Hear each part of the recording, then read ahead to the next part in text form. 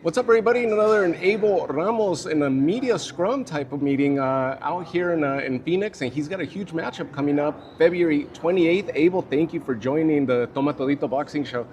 Yeah. Y ahí está el nombre, mira, del programa. Toma You can see it. Ok. Chingón. So, Abel, Casa Grande based, tío de Mono Ramos. Así Y es. tu última pelea fue contra Mario Barrios. Ayer tuvo Mario Barrios su Media Day, que le tocó con Ryan García. ¿Por qué ese delato de entre peleas desde la última vez? Porque ya pienso, si estoy correcto, no te hemos visto en el cuadrilátero desde entonces. Sí, de hecho estaba programado para pelear el año pasado en julio, pero me lastimé, entonces tuve que cancelar. Pero he estado en el gimnasio, he estado entrenando y bueno, pues ahora nos toca el 28 de febrero. ¿Cómo te has recuperado? ¿Que de lo que te lastimaste fue algo mínimo y tomaste tu precaución para componerte y asegurar que regresabas al 100, o fue algo mayor, algo más grave? Sí, no fue algo mínimo, fue algo de último momento. De hecho, ya la pelea ya en una semana iba a pasar y pues tuvimos que cancelar, pero no, tomé el tiempo necesario y ahorita estoy al 100%.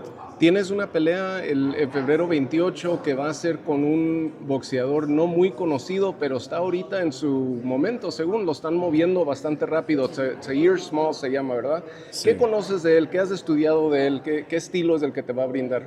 Pues eso, así como dijo usted, eso es un boxeador que lo están subiendo ahorita para arriba, invicto, que eso también puede causar problemas el día de la pelea porque quieren defender ese invicto.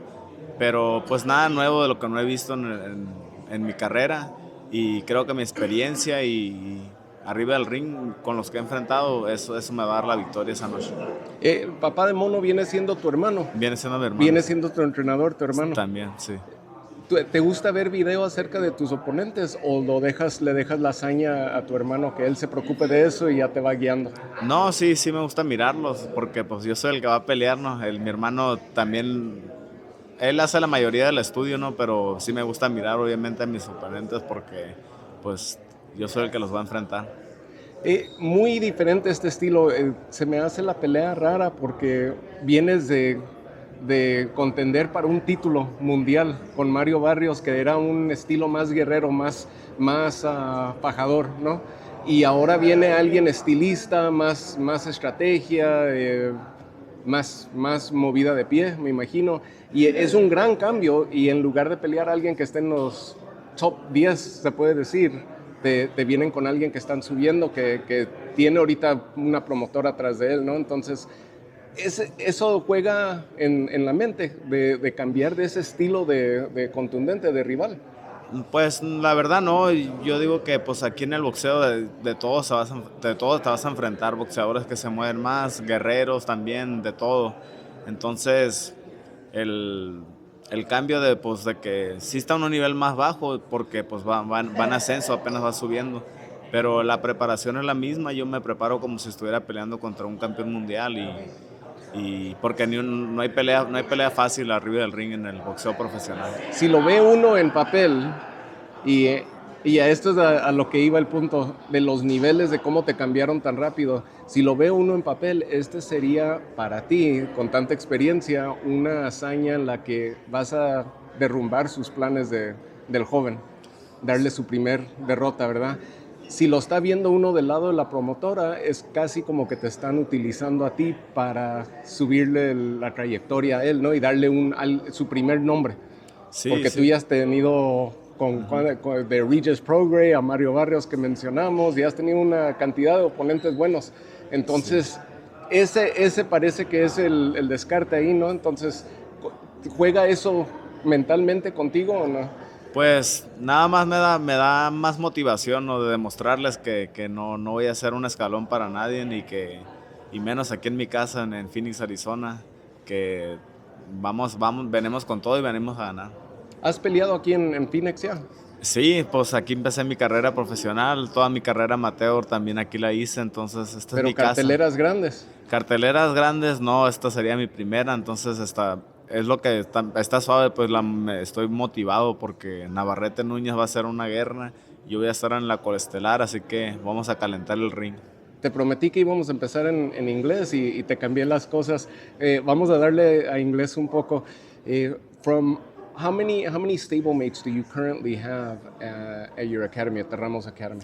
At the Ramos Boxing, I have my nephew. We have Dani Barrios. We have a Seir Usmani. He's an up and comer too.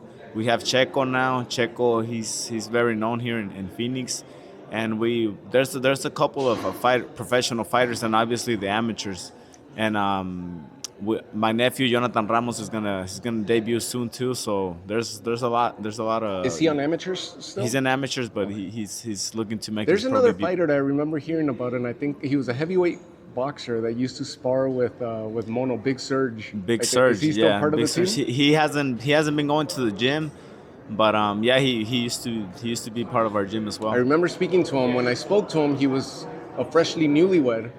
Oh, okay. And so I think boxing got in the way there, right? Boxing and family. Yeah, and so I think it's better that he focuses on family for a bit. Yeah, I think something like that happened. We haven't heard from him. He hasn't stopped by, but he's always welcome, of course. Talk to me about the vibe in Casa Grande, where the academy is based out of. I imagine most of you guys live in that area. It's removed from the Phoenix, from the noise and the distractions, but it seems like it's a fairly quiet town, I guess, where you could actually focus. Or is that positive for you, or do you rather be in the rough and tumble of a city? No, man. I love the calmness that Casa Grande has. Everything's close by. The gym's like 15 minutes away.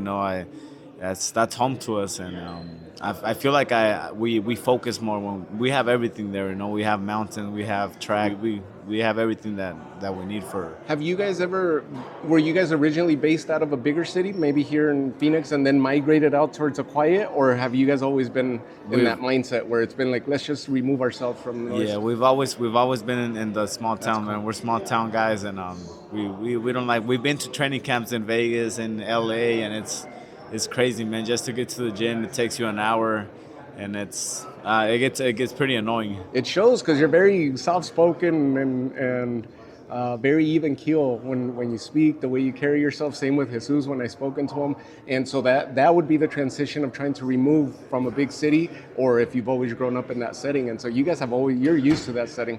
This is the wild for you. Yeah, this is the wild, man. The big city is it's too much for us. Let's talk about your former opponent, your last opponent. We spoke to him a little bit earlier. Mario Barrios, Ryan Garcia. Yesterday they had their media scrum. How do you see that fight? Because you got a fighter that's coming up to 147, and Mario Barrios, who's already established at 147, several fights under his belt. It's a great fight, man. I think people underestimate Barrios. He's a big welterweight, man. He's strong. He's a warrior. So depending on how Ryan shows up to the fight, but Ryan always has that puncher shot, that if he lands that left hook, he could end the night.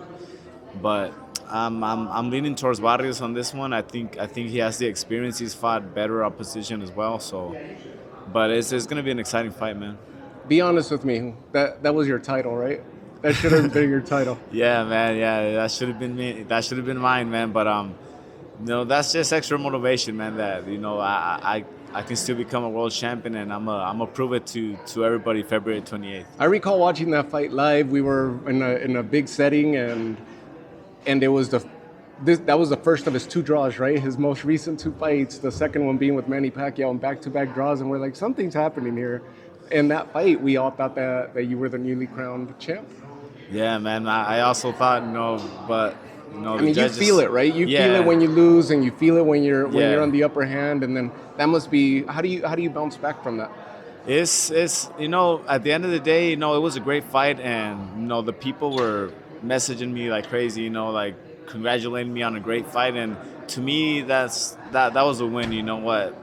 As long as the people enjoy the fights and they talk about it for weeks and weeks, and till this day, man, it's been like a year and a half already, and they're still talking about it. So that's anything that any chip on your shoulder that you're like, I should have done this, or I should have pressed a little more. Oh yeah, of course, man. After every fight, it's the same. I like to assess my fights and to improve as well.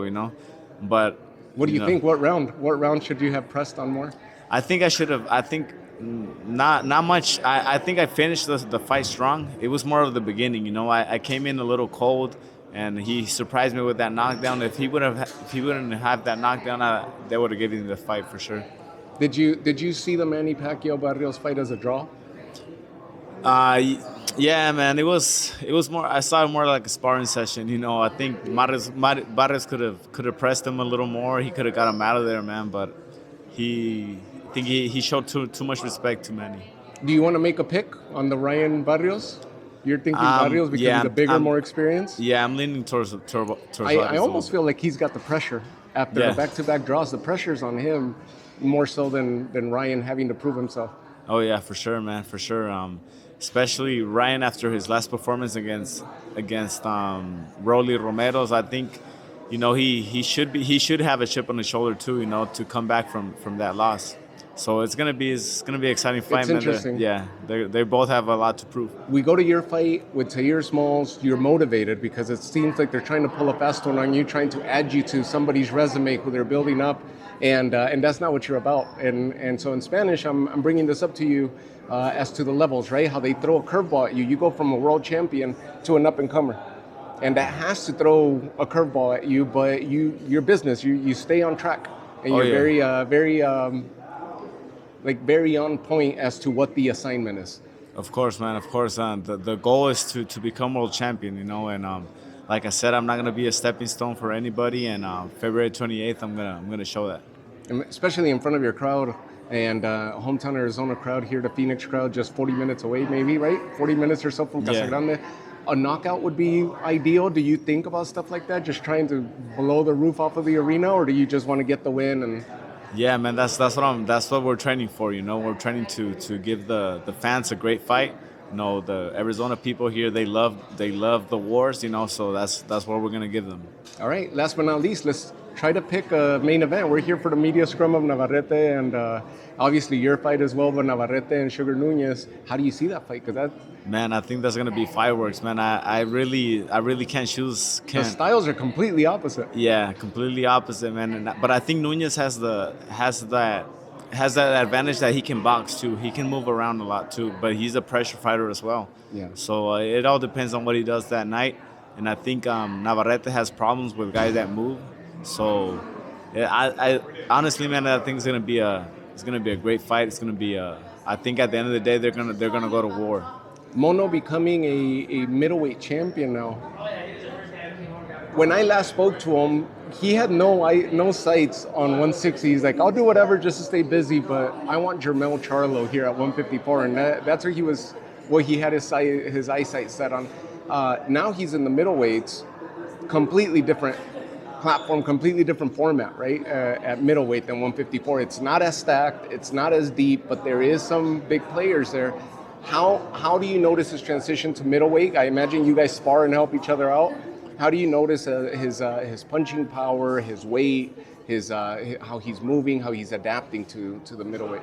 I think that's where he needs to be, man. I think 154 for him, I think that's gone. Man. He's too big. He's getting too strong now. He's getting older, so I think middleweight is the new weight for him, and he's gonna take all the belts there. Have you guys ever fought on a card together? Yeah, we fought. You guys have shared a card? Yeah. We fought in the Chris Arriola against Andy Ruiz. We shared that. We fought there, and a couple in Vegas as well. That's a while back. Yeah. And that was a hell of a fight too, the heavyweight fight. Yeah.